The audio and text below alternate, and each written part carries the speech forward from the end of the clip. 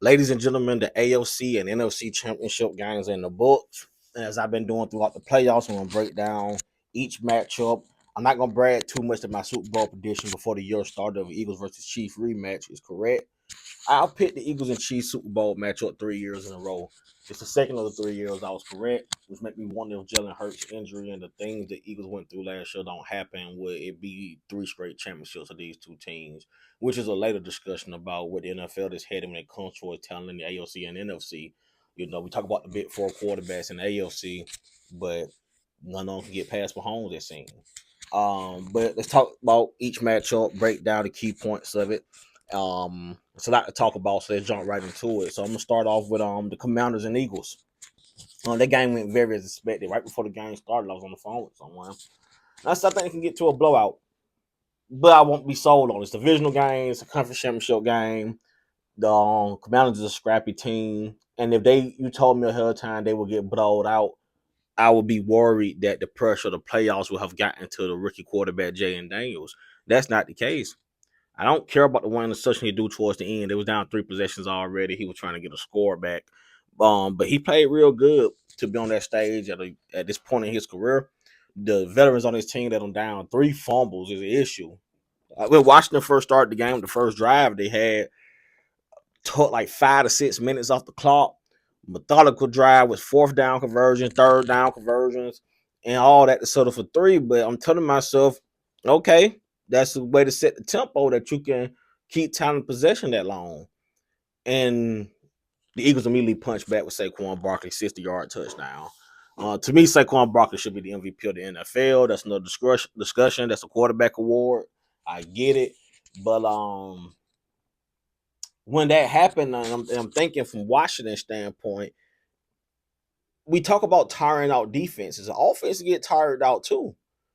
They get tired out too. And if you have a drive of that magnitude, that many plays, that much time, and your defense let go of one play touchdown and you're back on the field, I'm not trusting that either you have to strike quickly, but you can I don't know if you can withstand a drive of that length again.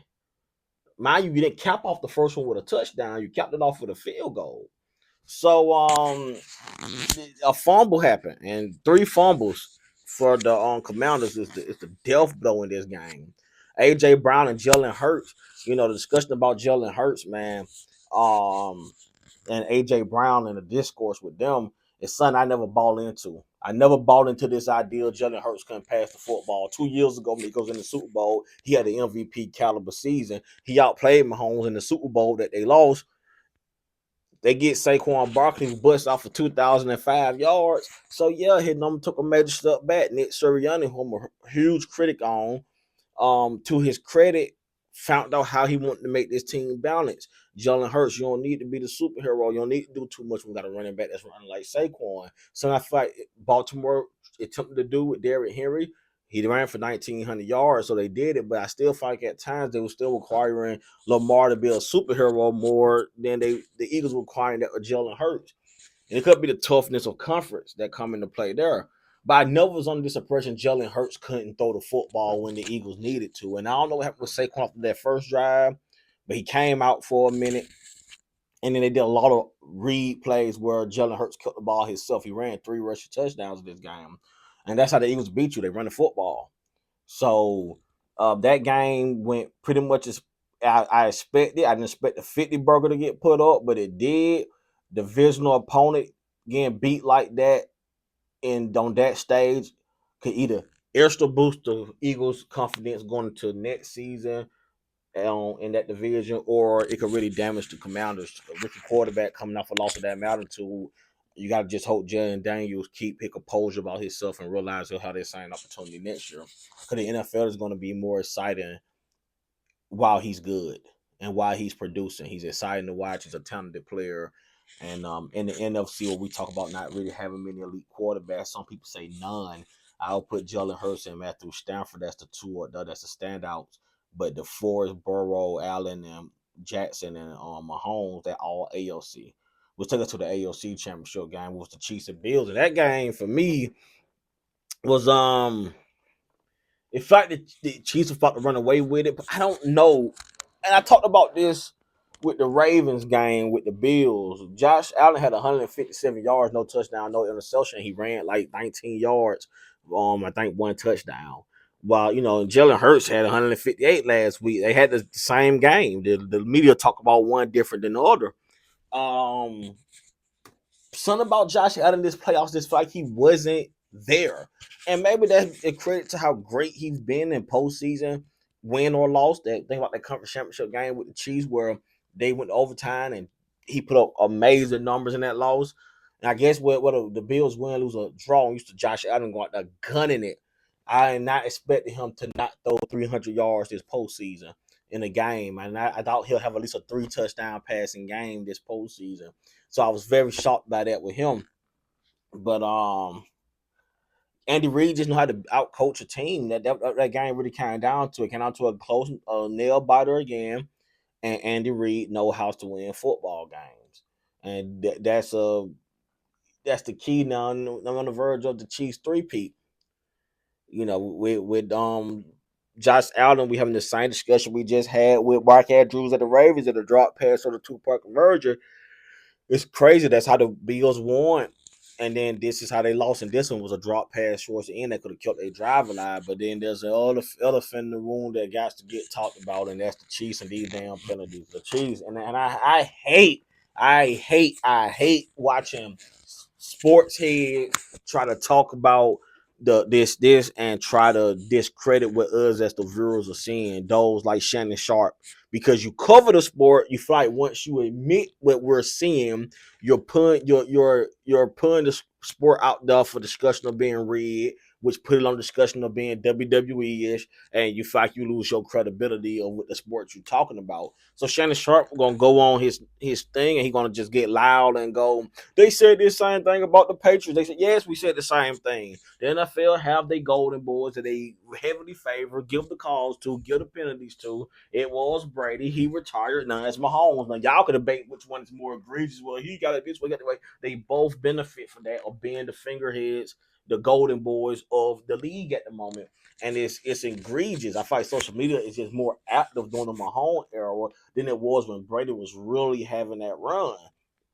Um, but yeah, the Chiefs on the verge of a three-peat. My prediction for the game, I picked the Eagles. I picked the Eagles win the Super Bowl coming into the year. And it's perfect that it would be they lost to the Patriots in the Super Bowl back in the day. And they came back and beat the Patriots in the Super Bowl a couple of years ago. They lost back to the Chiefs in the Super Bowl 2 years ago, and then they come back and they could possibly revenge. They revenge their Super Bowl losses. So, but I think it'll be a real good game. I think people gonna be very surprised of Jalen Hurts in this game. Going into the game, it's gonna be about Patrick Mahomes. Ain't gonna be about Saquon Barkley. You don't hear that much when it comes to the days in the NFL. It's about the quarterback matchups. So, that leaves room for Jalen Hurts to really shock people with him being the headline. I got the Eagles winning it 27-20. But it's gonna be a good game. But the Bills. I want to ask this question: what keep this from being a Super Bowl next year? What in the NFC do you agree that you think is a threat? Go to the NFC. The Eagles, Cowboys, Washington, and Giants and Dallas throw them out the window. So it's only Washington in that division to really compete with Philly. Even though it was just the first year for Washington, I don't think year two they're gonna particularly be there neither. They'll keep going through the NFC. Lions, maybe full healthy defense. Lions. I can see the Eagles being able to get past them, but that'll be a matchup. I don't believe in Sam Donald and the Vikings. Sorry.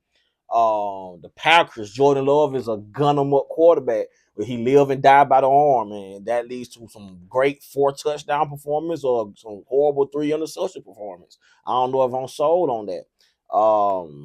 AOC Browns, no. Bengals, if they can give Burrow a defense. Steelers, no. Mike Tomlin to keep his winning record going, but they ain't no contender. So get Lamar that division again. The Bills, they got that division. Patriots, Jets, and Dolphins. No, you don't believe in that. Titans, Colts, Jags, you don't believe in that.